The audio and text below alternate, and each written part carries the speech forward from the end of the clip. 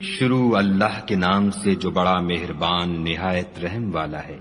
نون قلم کی اور جو اہل قلم لکھتے ہیں اس کی قسم کہ اے محمد صلی اللہ علیہ وآلہ وسلم تم اپنے پروردگار کے فضل سے دیوانے نہیں ہو، اور تمہارے لیے بے انتہا اجر ہے، اور تمہارے اخلاق بڑے عالی ہیں۔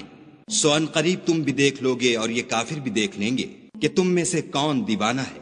تمہارا پروردگار اس کو بھی خوب جانتا ہے جو اس کے رستے سے بھٹک گیا، اور ان کو بھی خوب جانتا ہے جو سیدھے رستے پر چل رہے ہیں۔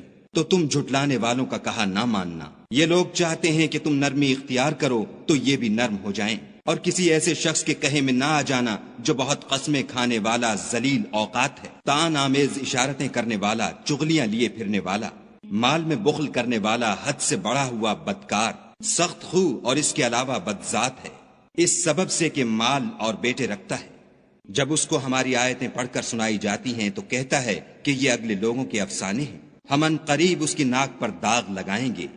ہم نے ان لوگوں کی اسی طرح آزمائش کی ہے جس طرح باغ والوں کی آزمائش کی تھی، جب انہوں نے قسمیں کھا کھا کر کہا کہ صبح ہوتے ہوتے ہم اس کا میوہ توڑ لیں گے، اور انشاءاللہ نہ کہا۔ سو وہ ابھی سو ہی رہے تھے کہ تمہارے پروردگار کی طرف سے راتوں رات اس پر ایک آفت پھر گئی، تو وہ ایسا ہو گیا جیسے کٹی ہوئی کھیتی۔ جب صبح ہوئی تو وہ لوگ ایک دوسرے کو پکارنے لگے کہ اگر تم کو کاٹنا ہے تو اپنی کھیتی پر سویرے ہی جا پہنچو۔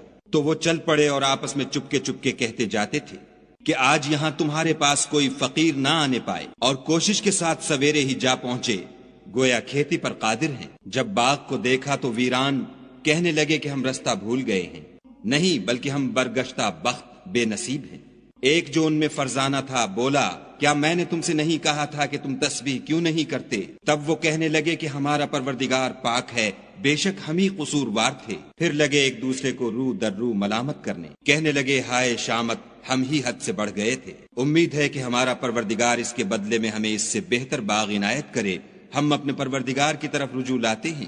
دیکھو عذاب یوں ہوتا ہے، اور آخرت کا عذاب اس سے کہیں بڑھ کر ہے، کاش یہ لوگ جانتے ہوتے۔ پرہیزگاروں کے لیے ان کے پروردگار کے ہاں نعمت کے باغ ہیں۔ کیا ہم فرما برداروں کو نافرمانوں کی طرح نعمتوں سے محروم کر دیں گے؟ تمہیں کیا ہو گیا ہے، کیسی تجویزیں کرتے ہو؟ کیا تمہارے پاس کوئی کتاب ہے جس میں یہ پڑھتے ہو کہ جو چیز تم پسند کرو گے وہ تم کو ضرور ملے گی؟ یا تم نے ہم سے قسمیں لے رکھی ہیں جو قیامت کے دن تک چلی جائیں گی کہ جس شے کا تم حکم کرو گے وہ تمہارے لیے حاضر ہوگی؟ ان سے پوچھو کہ ان میں سے اس کا کون ذمہ لیتا ہے؟ کیا اس قول میں ان کے اور بھی شریک ہیں؟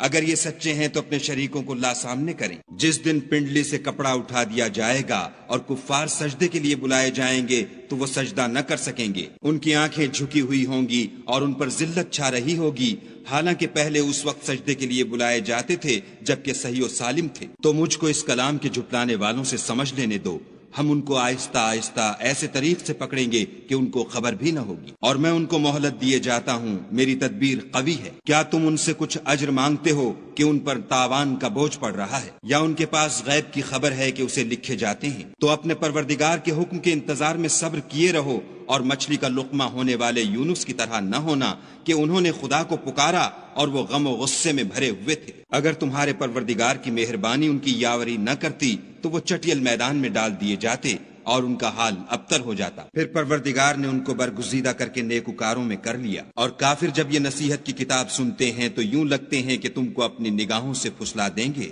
اور کہتے ہیں کہ یہ تو دیوانہ ہے۔ اور لوگو، یہ قرآن اہل عالم کے لیے نصیحت ہے۔